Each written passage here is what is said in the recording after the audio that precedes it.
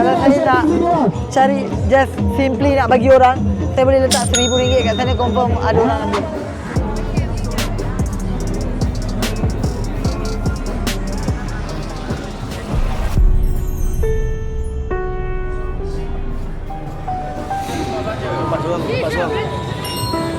Dapat suang.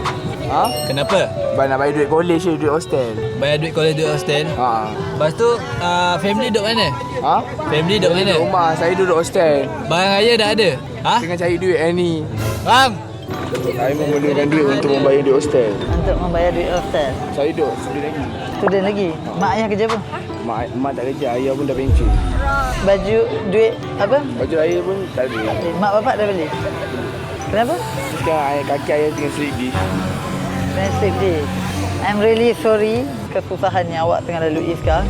Sebab itulah selepas 45 minit saya cari. Kenapa saya letak amount yang kecil adalah disebabkan saya nak orang yang betul-betul memerlukan. RM50 pun dia betul-betul memerlukan dan abang datang ambil. Maksudnya abang betul-betul memerlukan. So sebenarnya hadiah saya bukan RM50. Saya nak bagi banyak. Faham. Ini sempena akhir Ramadan, 3 hari lagi nak raya kan? 3 hari lagi. Saya nak belanja awak, mak awak, bapak awak, semua beli baju raya and everything. Kita pergi shopping. Weh, serius ah?